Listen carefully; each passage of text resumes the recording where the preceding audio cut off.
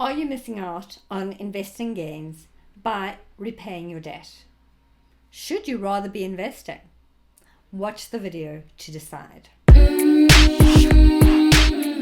Hi there, welcome to my channel. Let's talk money and having more of it.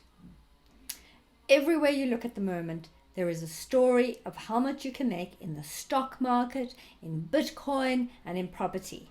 And if you are not investing because you have debt, you may be feeling a lot of FOMO and be dreaming of making a huge killing on your investments to pay off your debt and then some. So should you forget about destroying your debt quickly and rather be investing? Well, firstly, I would say if your debt is making you feel very stressed and overwhelmed, there is absolutely no question about it. You need to pay off your debt as fast as you can. However, if that isn't totally the case, here are a few things to consider. The first consideration is that debt is a legal obligation.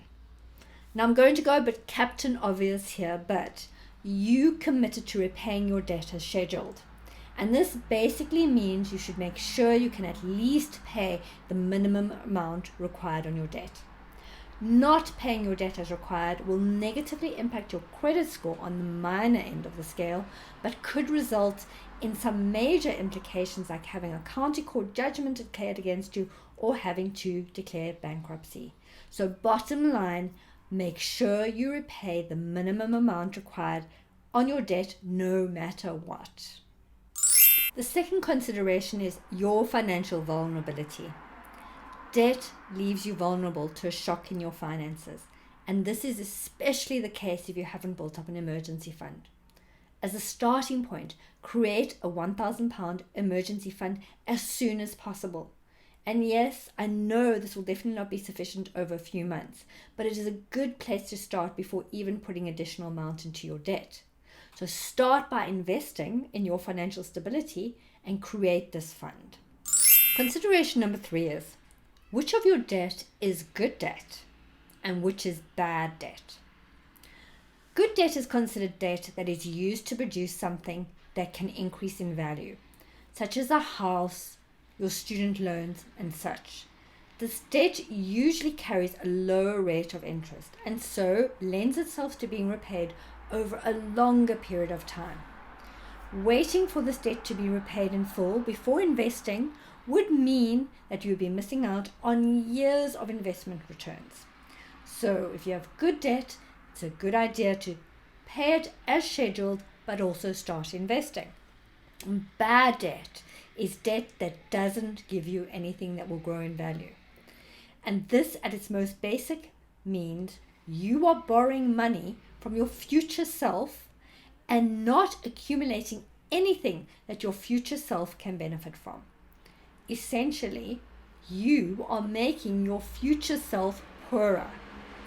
And to make this bad debt even uglier, it generally carries a higher rate of interest.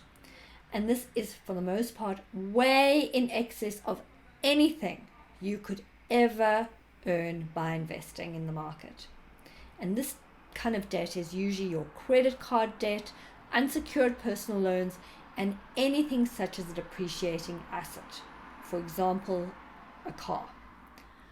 Do, however, before deciding to rapidly pay down this debt, consider the cost of early repayment, as this could be a big negative, and it may actually make it worthwhile to pay this debt in the ordinary course of business. But I would argue that even given this penalty, the rate of interest that you're likely to pay, it's going to be so much better to nuke that debt and get it out of your life as quickly as you can. So the second step before investing is to repay your very expensive debt. Think of this as actually saving yourself money, because this is exactly what you are doing. You're saving yourself the huge amount of interest you would otherwise have to pay. Consideration number 3 is, can you afford to invest? Investing is a long-term game, and you should not invest money you cannot afford to lock away for at least 5 years. And a lot can happen in 5 years.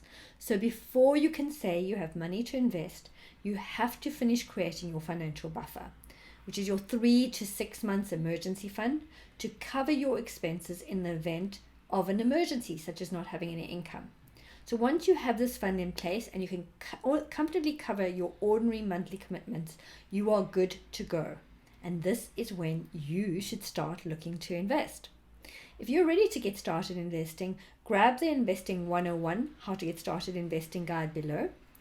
If you like this video, please let me know by hitting the like button. And if you know any other ladies who want to change their financial story or get some financial education designed especially for women, please point them to my channel. If you found anything helpful, it would be great if you could post a comment. I look forward to chatting to you in the future. So please subscribe if you like the channel.